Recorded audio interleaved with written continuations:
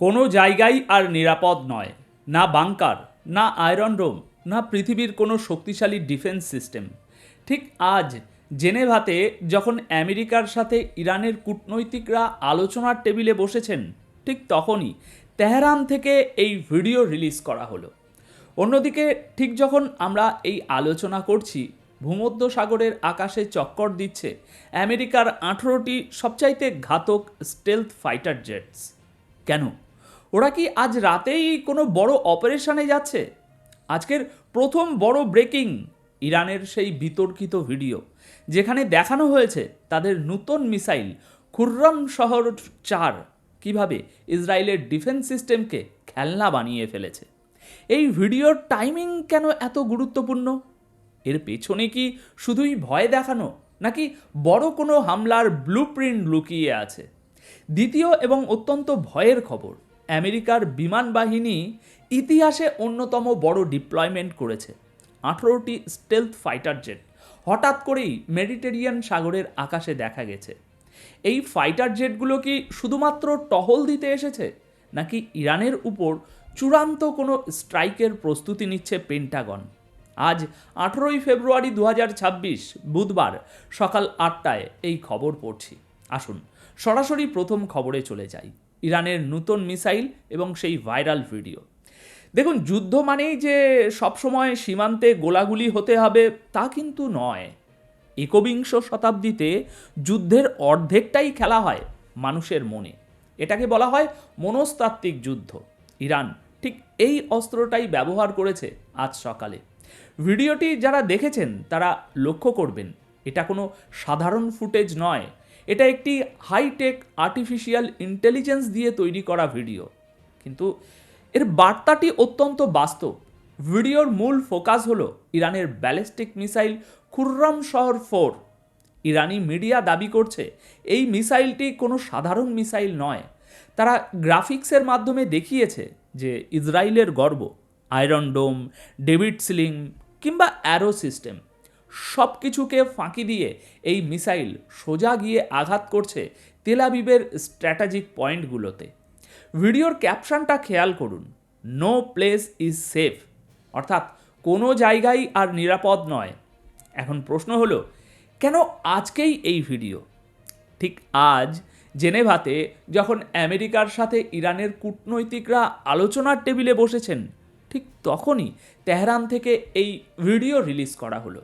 এর মানে পরিষ্কার, ইরান আমেরিকাকে বুঝিয়ে দিচ্ছে, আমরা আলোচনায় বসেছি মানে এই নয় যে আমরা দুর্বল। যদি আলোচনা ব্যর্থ হয় তবে আমাদের আঙুল কিন্তু ট্রিগারেই আছে। ইসরায়েলি মিডিয়া এবং ডিফেন্স অ্যানালিস্টরা এটাকে বলছে প্রপাগ্যান্ডা ওয়ার বা প্রচার যুদ্ধ। তারা বলছে ইরান আসলে ভয় পেয়ে আগেই হুঙ্কার দিচ্ছে।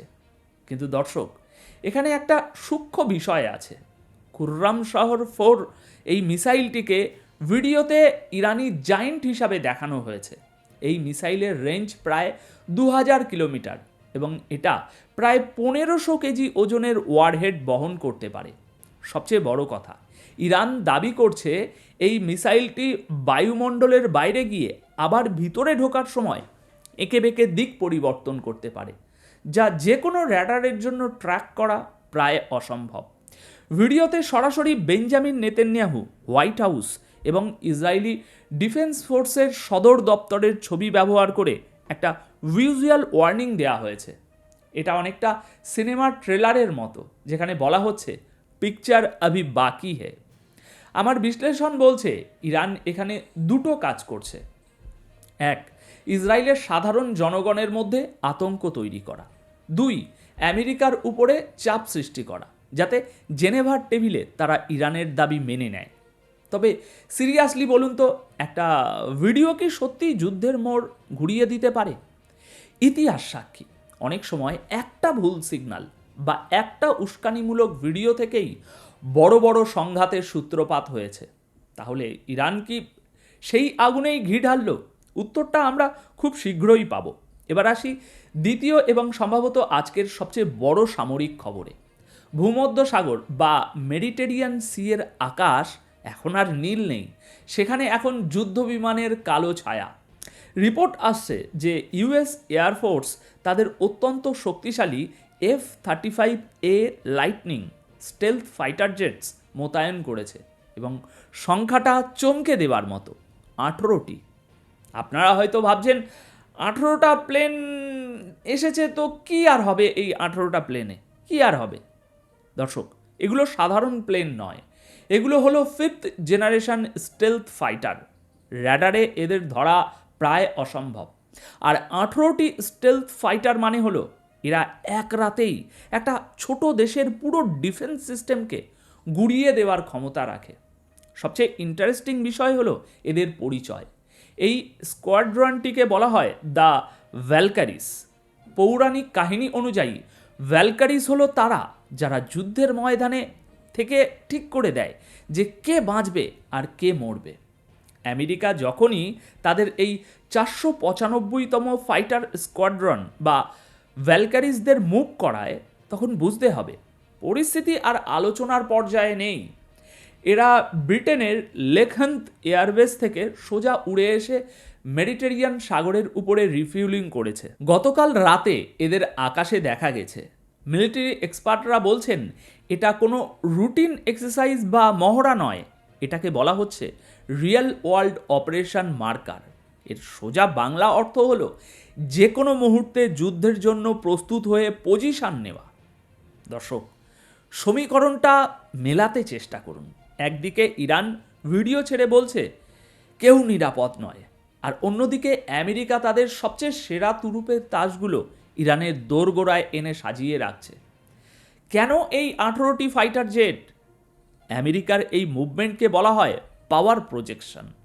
জেনেভাতে ইরানের প্রতিনিধিরা যখন আমেরিকার সাথে কথা বলছেন, তখন তাদের মাথায় এই চিন্তাটা ঢুকিয়ে দেয়া হচ্ছে যে তোমরা যদি ডিলে রাজি না হও, তবে আমাদের ভ্যালকারিসরা কিন্তু রেডি।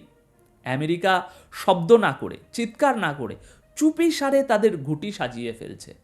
একেই বলে সুপার পাওয়ারের স্ট্র্যাটাজি। মুখে শান্তির কথা আর পেছনে লোকানো ছোড়া। চলুন এবার একটু ডিপ্লোম্যাসির করিডোরে হাঁটা যাক, কিন্তু সাবধান, এই করিডোরের মেঝেও কিন্তু বারুদে ঠাসা। আজ জেনেভাতে আমেরিকা এবং ইরানের মধ্যে একটা অত্যন্ত গুরুত্বপূর্ণ মিটিং হচ্ছে। ইরানের পররাষ্ট্র মন্ত্রণালয়ের মুখপাত্র ইসমাইল বাঘে দাবি করেছেন নিউক্লিয়ার ইস্যুতে আমেরিকার নাকি বোধোদয় হচ্ছে। তারা নাকি অনেক বেশি রিয়েলিস্টিক বা বাস্তববাদী আচরণ করছে। ওমানের মধ্যস্থতায় এই আলোচনা হচ্ছে। এখন সব শুনে মনে হচ্ছে যে সব কিছু ঠিক হয়ে যাবে, তাই না? শান্তির পায়রা উড়বে। কিন্তু দর্শক, মুদ্রার উল্টো পিঠটা একটু দেখুন।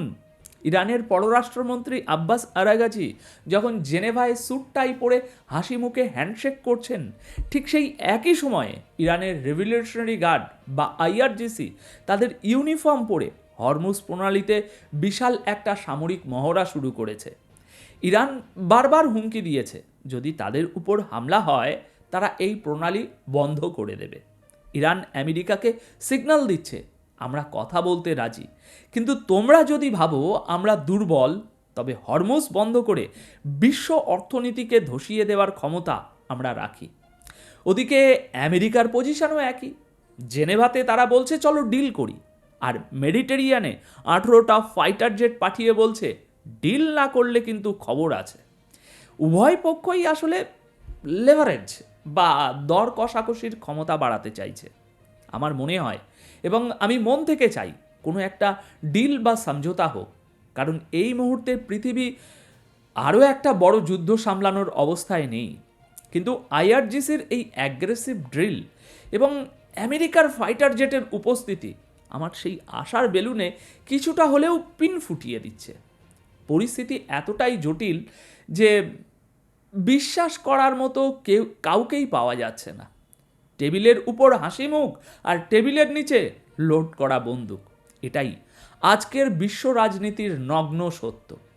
আমার ব্যক্তিগত বিশ্লেষণ, বড় কোনো যুদ্ধ হয়তো আজ বা কাল লাগবে না, কারণ যুদ্ধ মানেই সবার ক্ষতি। কিন্তু এই যে টান টান উত্তেজনা, এই যে একে অপরকে চোখে চোখ রেখে ভয় দেখানো, চোখ রাঙানোর খেলা, এটা চলতেই থাকবে। এখন আমি তো আমার বিশ্লেষণ জানালাম, এবার আপনার পালা।